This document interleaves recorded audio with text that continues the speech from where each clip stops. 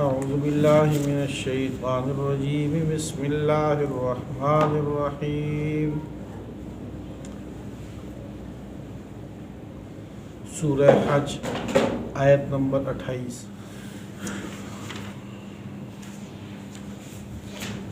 سورہ حج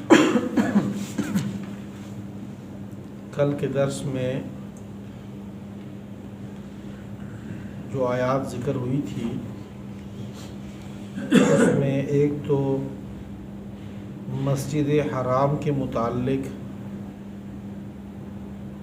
اور اس جگہ کے متعلق حدود حرم میں اس کے بارے میں ذکر تھا، خصوصاً آیت کا وہ حصہ کہ وَمَن يُرِدْ فِيهِ بِإِلْحَادٍ بِظُلْمٍ نُذِقْهُ مِنْ عَذَابٍ أَلِيمٍ۔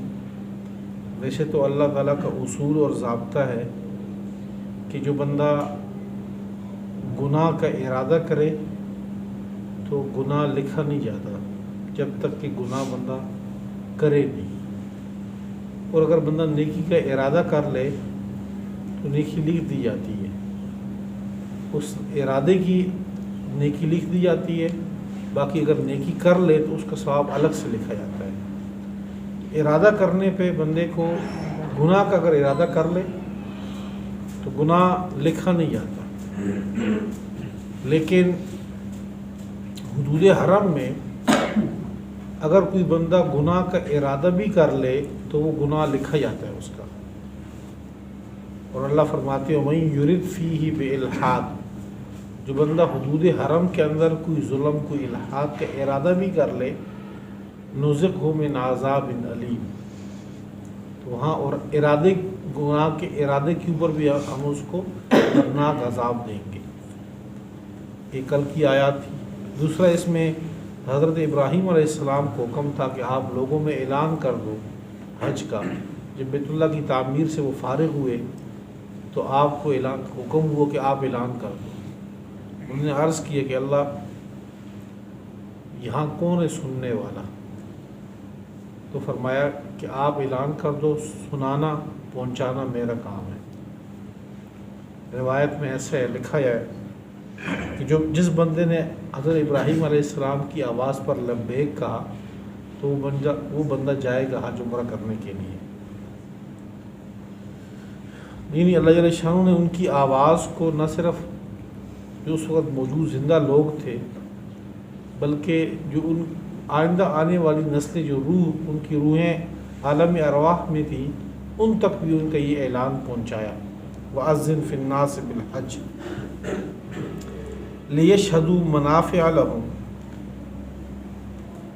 تاکہ یہ لوگ اپنے منافع پر حاضر ہو جائیں، حج کے موقع پہ آئیں، جو حج کے ثمرات ہیں دنیاوی بھی آخرت کی بھی اس پہ حاضر ہوں۔ وَيَذْكُرُوا اسْمَ اللَّهِ فِي أَيَّامٍ مَّعْلُومَاتٍ، اور اللہ کا نام پڑھیں ان مخصوص معلوم دنوں میں۔ یہاں مراد 10 ذی الحجہ، 11 ذی الحجہ اور 12 ذی الحجہ جو حج کے مخصوص دن ہیں۔ عَلَىٰ مَا رَزَقَهُم مِّن بَهِیمَةِ الْأَنْعَامِ، ان کے اوپر جو اللہ تعالیٰ نے ان کو رزق دیا عطا کیا، من بہیمۃ الانعام جانور، جو جانور اللہ نے ان کو دیے چوپائے ان کے اوپر اللہ کا نام پڑھیں۔ یہاں آیت کے اس حصے میں قربانی کی طرف اشارہ ہے کہ اللہ کا نام ان جانوروں میں پایا جاتا ہے ذبح کرنے کے وقت، اس میں 10 ذی الحجہ، 11 ذی الحجہ اور 12 ذی الحجہ سورج ڈھلنے تک، مطلب غروب آفتاب تک۔ فَكُلُوا مِنْهَا، خود بھی کھاؤ اس سے، وَأَطْعِمُوا الْبَائِسَ الْفَقِيرَ، اور کھلاؤ تنگ دست باعث بھوکے تنگ دست الفقیر محتاج کو۔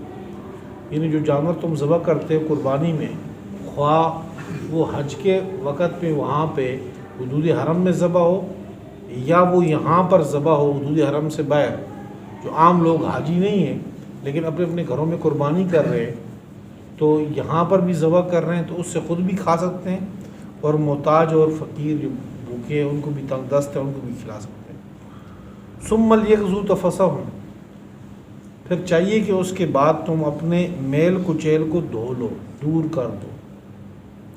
اس لیے کہ جس وقت بندہ حج کرتا ہے تو اس وقت وہ اپنے سلے ہوئے کپڑے اتار کے احرام باندھ لیتا ہے. احرام باندھتے ہی اس پر احرام کی پابندی لاگو ہو جاتی ہیں. تو اب ایک بندہ پاکستان سے گیا ہے، مہینے پہلے چلا گیا، احرام حج کا باندھ لیا اس نے.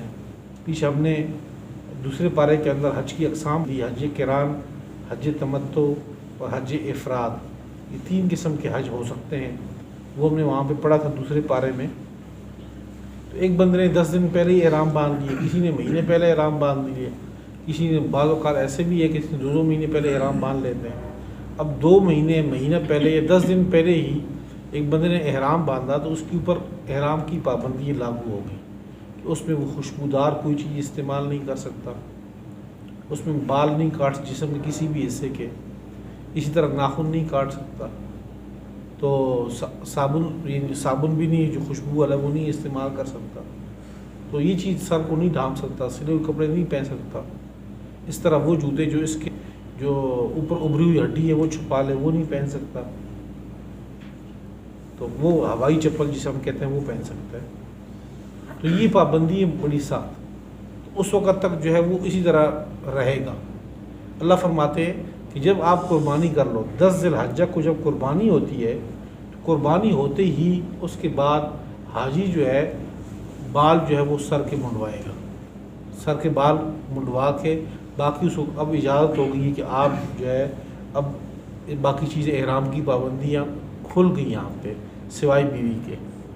ثم لیغضوا تفثہم، پھر چاہیے کہ وہ اپنے میل کچیل کو دور کریں. ولیوفوا نذورہم، اور اپنی نظروں، کسی نے نظر مانی تھی حج کی، عمرے کی، جو بھی چیز تھی وہ پورا کر لیں. ولیطوفوا بالبیت العتیق، اور چاہیے کہ طواف کرے پرانے گھر کا.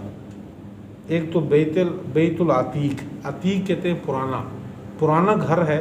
بیت اللہ کو پرانا گھر کہا گیا ہے کیونکہ سب سے پہلا گھر جو زمین پہ تعمیر ہوا وہ اللہ جل شانہ کا یہ بیت اللہ تھا. اس کی تعمیر ہوئی تھی حضرت آدم علیہ السلام کے ہاتھوں پہ. طوفان نوح میں بعد میں اس کے آثار مٹ گئے تو پھر حضرت ابراہیم علیہ السلام نے اس کی دوبارہ تعمیر کی تھی، اس لیے اس کو پرانا گھر کہا گیا. وَلْيَطَوَّفُوا بِالْبَيْتِ الْعَتِيقِ، چاہیے کہ وہ لوگ طواف کریں بیت عتیق کا.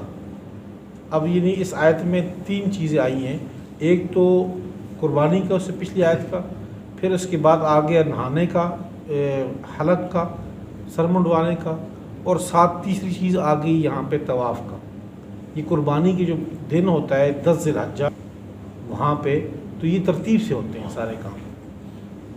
تو یہ جو طواف ہے جس کا قرآن پاک میں ذکر ہے، یہ گرامر کے لحاظ سے امر کا صیغہ ہے. تو یہ حکم یہ لازم ہے، یہ طواف فرض ہے حج کا.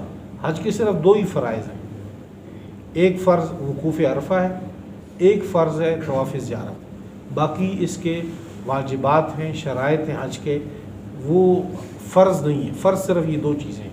ایک تیسری چیز شرط ہوگی وہ احرام ہے. باقی فرائض ایک وقوف عرفہ ہے اور ایک طواف زیارت ہے. تو یہاں پر جو آیت ہے اس سے مراد طواف زیارت ہے. کل حج میں 3 قسم کے طواف ہوتے ہیں. ایک کو طواف قدوم کہتے ہیں، ایک کو طواف زیارت کہتے ہیں، اور تیسرے کو طواف وداع کہتے ہیں. طواف قدوم جیسے بندہ پہنچے مکہ میں، بیت اللہ میں پہنچے تو کہا کہ بھئی آپ پہلے طواف کر لو، 7 چکر بیت اللہ کے کر لو. اس کو طواف قدوم کہتے ہیں. یہ سنت ہے، اگر کر لو تو سب سے بہتر ہے، یہ سنت عمل ہے، ثواب مل جائے گا. نہ کرو تو یہاں پہ گناہ نہیں ہے. دوسرا طواف آتا ہے 10 ذی الحجہ کو. 10 کو 11 کو کر لو، یہاں گنجائش ملتی ہے 10 کو 11 کو 12 کو یہ کرے، لیکن یہ کرنا فرض ہے. فرض اس طرح کہ اگر ایک بندے نے نہیں کیا تو اس کا حج ہی نہیں ہوگا. تو یہ طواف زیارت ہے، اس طواف زیارت کہتے ہیں. تیسرا طواف جب الوداعی طواف، اس کو طواف وداع کہتے ہیں، کہ جب بندہ حج ختم کر چکا اب گھر کو آنا چاہتا ہے تو اختتامی طور پر اسے کہا گیا کہ اب آپ طواف کر لو، جو حج کے بالکل آخر میں آتا ہے. تو اس کو طواف وداع کہتے ہیں. وہ واجب ہے، اگر کر لیا تو ثواب ہے، نہ کیے تو اس کو گناہ ہوگا، دم آئے گا اس پہ، وہ الگ چیز ہے. ذالک ومن یعظم حرمات اللہ، اور یہ حکم سن چکے تو جو شخص ومن یعظم، اور جس شخص نے تعظیم کی حرمات اللہ، اللہ کے محترم چیزوں کی، فہو خیر لہ عند ربی، بس یہ زیادہ بہتر ہے اس کے لیے عند ربی، اس کے رب کے ہاں۔ وَأُحِلَّتْ لَكُمُ الْأَنْعَامُ، اور تمہارے لیے جانور سارے حلال ہیں، الا ما یتلی علیکم، مگر وہ جانور جو تم پر پڑے گئے ہیں یا پڑے جائیں گے۔ مراد وہ جانور والدم ولحم الخنزیر وما اہل به لغیر اللہ، جو دوسرے پارے میں بھی پڑے گئے تھے، وہ جو 8ویں سپارے میں بھی ذکر ہوئے تھے، وہ جانور وہ حرام ہیں۔ اس کے علاوہ دیگر جانور جو ہیں وہ تمہارے لیے سارے حلال ہیں۔ صائبہ، بحیرہ، حام، جو مشرکین نے اپنے لیے حرام کر رکھے تھے، اللہ فرماتے وہ حرام نہیں، وہ سارے تمہارے لیے حلال ہیں۔ فاجتنبوا الرجس من الاوثان، پس بچو تم رجس، گندگی سے، من الاوثان، بتوں کی، یعنی وہ بتوں کی گندگی، اس سے بچو، شرک کی گندگی، اس سے بچو۔ واجتنبوا قول الزور، اور جھوٹی بات سے اجتناب کرو۔ عبداللہ ابن عباس رضی اللہ تعالیٰ عنہ فرماتے ہیں کہ قول الزور سے مراد کلمہ شرک ہے، کلمہ شرک سے بچو۔ حنفاء للہ، یکسو ہو جاؤ اللہ کے لیے، غیر مشرکین بھی، شریک نہ کرو اللہ کے ساتھ کسی کو۔ ومن یشرک باللہ، اور جو شخص اللہ کو شریک کرے، فکأنما خر من السماء، یہ ایسے ہی ہے گویا کہ آسمان سے وہ شخص گر پڑا، آسمان سے گرا، فتخطفہ الطیر، پرندے اس کو اچک لے راستے سے ہی، راستے میں اس کو ٹھونکے مارنے لگ جائے، اچک لے راستے میں ہی، اس کو آسمان سے گر رہا ہے، گرتے گرتے اس کو پرندے اچک رہے ہیں۔ او تہوی بہ الریح، یہ ہوا اس کو گرا دے، فی مکان صحیح، دور کی جگہ میں، گہری جگہ میں اس کو ہوا گرا دے۔ تو یہ خواہشات، یہ شیطان اس کو شرک کروا کے اس کو اندھے کنویں میں پھینک دیتے ہیں۔ ذالک، اور یہ بات تو ہو چکی، ومن یعظم، اور جو شخص تعظیم کرے، شعائر اللہ، شعائر اللہ کی تعظیم کرے۔ شعائر وہ جگہیں، وہ عبادات اور وہ جگہیں جن کو دیکھ کر اللہ کی یاد تازہ ہو، اللہ کی وہ عبادات، جیسے نماز ہے، روزہ ہے، حج ہے، یہ عبادات جہاں پہ ادا ہوتی ہیں، حج جہاں جہاں ادا ہوتا ہے، نماز جہاں پہ ادا ہوتی ہے، تو یہ جگہ بھی اللہ کے، ان جگہوں کو چونکہ نماز پڑھے تو اللہ یاد آتا ہے، حج کرے تو اللہ کی طرف توجہ جاتی ہے، تو یہ چیزیں ہیں کہ اللہ کی طرف توجہ جاتی ہے۔ پھر مسجد دیکھ کر اللہ یاد آتا ہے، بیت اللہ دیکھ کر اللہ یاد آتا ہے۔ پھر وہ جگہ جہاں پر حج ہوتا ہے، اور وہ حج کے دوران جو ہے، جیسے کہ وہ وقوف عرفہ ہے، وقوف مزدلفہ ہے، منا ہے، تو یہ جگہ یہ ساری تعظیم کے قابل ہیں، کیونکہ یہاں پر اللہ کا اہم فریضہ ادا ہوتا ہے۔ اس کو شاعر اللہ کہتے ہیں۔ شاعر یہ جمع کا صیغہ ہے، عربی کے لحاظ سے اس کی واحد شعیرہ ہے۔ شعیرہ وہ نشانی جس کو دیکھ کر اللہ کی یاد آئے۔ حضرت صالح علیہ السلام کی جو اونٹنی تھی، جو معجزانہ طور پر ایک پتھر سے نکلی تھی، اس کو اللہ تعالیٰ نے شاعر اللہ میں شمار کیا تھا کہ یہ اونٹنی نے شاعر اللہ کی بے حرمتی کی تھی، اس قوم نے اس اونٹنی کی ٹانگیں کاٹی تھی، تو حضرت صالح علیہ السلام کی قوم نے، قوم سمود، تو ان پر اللہ کا عذاب آیا۔ تو جو شاعر اللہ کی بے حرمتی کرے تو اس پہ پھر عذاب آتا ہے۔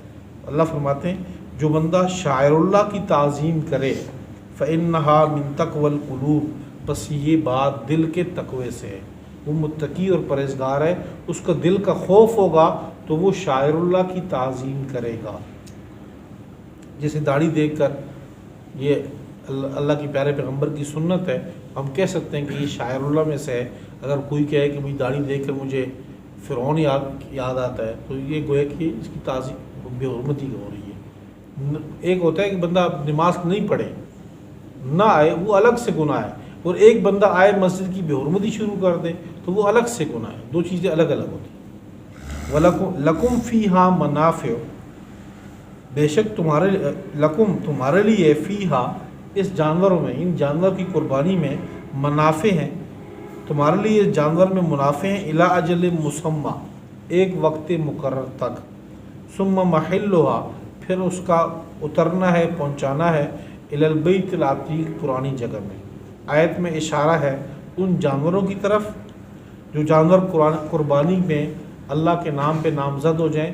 کچھ جانور ایسے تھے کہ لوگ اس جانور کو حج میں، عمرے میں وہ یہ نیت کر لیتے تھے کہ میرے گھر میں جو یہ جانور ہے، یہ اونٹ ہے، یہ کھڑا ہے، یہ اونٹنی کھڑی ہے، یہ گائیں کھڑی ہے، میں جا کر لے جاؤں گا اس کو اور اس کو اللہ کے نام پر جا کر حدود حرم میں ذبح کروں گا۔ ویسے تو گھر میں جو جانور کھڑے ہیں اس کو آپ استعمال کر سکتے ہیں، اس کا دودھ بھی استعمال کر سکتے ہیں، سواری کے لیے بھی استعمال کر سکتے ہیں، اس کو کھیت میں ہل بھی چلا سکتے ہیں، اس سے انہیں اس میں آپ جتنے منافع اٹھا سکتے ہیں۔ لیکن جو جانور اللہ کے نام پہ نامزد ہو جائے کہ بھئی اس کو ذبح کرنا ہے، اب اس کا دودھ پینا وغیرہ یہ سارا جائز نہیں ہوتا، اس کو صدقہ کرنا ہوتا ہے۔ اب اس کی آپ اس نفع نہیں اٹھا سکتے، اس کو پہنچانا ہے کہ اس کو حدود حرم میں لے جائیں اس کو اور اس کو جا کر ذبح کر دیں۔ تو یہ آیت میں ان جانوروں کی طرف اشارہ ہے کہ لکم فیہا منافع، تمہارے لیے ان جانوروں میں نفع ہے، الی اجل مسمى، وقت مقرر تک، یعنی جب تک آپ نے اس پہ ارادہ نہ کیا ہو، ثم محلها، جب ارادہ کر لیا تو پھر اس کا اتارنا ہے، لے کے جانا ہے، الی البیت العتیق، پرانے گھر کی طرف۔ وَلِكُلِّ أُمَّةٍ جَعَلْنَا مَنْسَكًا، اور ہم نے بنایا تھا ہر امت کے لیے، ہم نے بنایا منسکن، قربانی کی جگہ، قربان گاہ بنائی تھی، لِيَذْكُرُوا اسْمَ اللَّهِ، تاکہ وہ اللہ کا نام پڑھے، عَلَىٰ مَا رَزَقَهُم مِّن بَهِیمَةِ الْأَنْعَامِ، وہ جو اللہ تعالیٰ نے عطا کیے تھا ان کو چوپائے، جو چوپائے اللہ نے ان کو دیے تھے اس پر ذبح کرتے وقت اللہ کا نام پڑھے۔ فَإِلَٰهُكُمْ إِلَٰهٌ وَاحِدٌ، پس خدا تمہارا، الہ تمہارا، الہ ایک ہی ہے، فَلَهُ أَسْلِمُوا، پس اسی کے لیے ہی تابع ہو جاؤ۔ وَبَشِّرِ الْمُخْبِتِينَ، اور آپ خوشخبری سنائیں المخبتین، عاجزی کرنے والوں کو۔ عاجزی کرنے والے وہ لوگ ہیں الذین اذا ذکر اللہ، کہ جب پڑھا جاتا ہے اللہ کی، جب اللہ کا ذکر پڑھا جاتا ہے، ذکر کیا جاتا ہے، وجلت قلوبہم، ان کے دل ڈر جاتے ہیں، والصابرین، اور یہ لوگ صبر کرنے والے ہیں، علی ما اصابہم، جو ان کو تکلیف پہنچے، والمقیم الصلاۃ، اور نماز کو پر دوام کرنے والے، نماز قائم کرنے والے۔ ومما رزقناہم، چوتھی صفت ان کی یہ ہے کہ جو ہم نے ان کو رزق عطا کیا، ينفقون، اس سے خرچ کرتے ہیں۔ والبدن جعلناها لکم، بدن کہتے ہیں قربانی کا بڑا جانور، قربانی کے بڑے جانور، ایک اونٹ، دوسرا گائے، یعنی بیل، گائے، اونٹ اور اونٹنی، یہ قربانی کے بڑے جانور شمار ہوتے ہیں۔ تو بدن سے مراد قربانی کے وہ بڑے حصے، یہ جانور جس میں 7 تک حصے ہو سکتے ہیں۔ اللہ فرماتے ہیں بدنہ کو جعلناها لکم، ہم نے اس بڑے جانور کو بنایا تمہارے لیے، من شعائر اللہ، شاعر اللہ میں سے، لکم فیہا خیر، تمہارے لیے اس جانور میں خیر بہتر یہ، فاذکروا اسم اللہ علیہا، پس نام پڑھو اللہ کا ان کے اوپر، صواف، قطار باندھ کے، یعنی جب آپ اس کو قطار باندھ کے اس کو کھڑا کرو ذبح کرتے وقت تو آپ اس پر اللہ کا نام پڑھو۔ فَإِذَا وَجَبَتْ جُنُوبُهَا، جب یہ گھر پڑے ان کی کروٹ کے بل، جب یہ کروٹ کے بل گھر پڑے تو فَكُلُوا مِنْهَا، یعنی آپ ذبح کر دو، کروٹ کے بل گھر پڑے تو فَكُلُوا مِنْهَا، خود کھاؤ اس سے، وَأَطْعِمُوا الْقَانِعَ، قانع کو کھلاؤ، وَالْمُعْتَرَ، اور معتر کو۔ قانع کہتے ہیں وہ شخص جو اپنی جگہ پہ قناعت کر رہا ہو، کسی سے مانگتا نہ ہو، اس کو ضرورت ہو لیکن کسی سے نہیں مانگتا، اس کو قانع کہتے ہیں۔ معتر کہتے ہیں جو اپنی حاجت، اپنی ضرورت کے اظہار دوسرے سے کر لے، اس کو معتر کہتے ہیں، کہ جو بندہ قناعت کرے، مانگے، والمعتر، اور جو قانع جو نہ مانگے، والمعتر جو مانگے، یعنی آپ خود بھی کھاؤ اس جانور سے، جو آپ کے پاس آیا مانگنے کے لیے کہ جی کچھ گوشت چاہیے اس کو بھی دے دو، اور جو مانگنے کے لیے نہیں آیا تو اس کے گھر بھی پہنچا دو۔ کذالک سخرناہا لکم، اسی طرح ہم نے مسخر کر دی ان جانوروں کو، تابع کر دی ان جانوروں کو، لکم تمہارے لیے، لعلکم تشکرون تاکہ تم شکر ادا کرو۔ لن ینال اللہ لحومها، ہرگز نہیں پہنچتی اللہ کے پاس ان کے گوشت، ان کا گوشت نہیں پہنچتا اللہ کے پاس، ولا دماؤها، نہ ان کا خون پہنچتا ہے، ولکن ینالہ التقوی منکم، لیکن اللہ کے پاس تمہارا تقوی پہنچتا ہے۔ ان قربانی کی جو جانور ہے، یا قربانی کے دنوں میں پڑھی جاتی ہے، تو کہ قربانی کے جو جانور ہے اس میں اگر نیت گوشت کی ہو تو اللہ فرماتے ہیں گوشت اللہ کے پاس نہیں پہنچتا، اس میں نیت خالص اللہ کی ہونی چاہیے، تو اللہ کے پاس تقوی پہنچتا ہے۔ کذالک سخرھا لکم، اسی طرح اللہ تعالیٰ نے اس کو جانوروں کو مسخر کر دیا، تابع کر دیا تمہارے لیے، لتکبروا اللہ، تاکہ تم اللہ کی حمد و ثنا، تاکہ تم اللہ کی بڑائی بیان کرو، علی ما ہداکم، اس کے اوپر جو اللہ نے تمہاری رہنمائی کی، تمہیں ہدایت دی۔ وبشر المحسنین، اور آپ خوشخبری سنائیں احسان کرنے والوں کو۔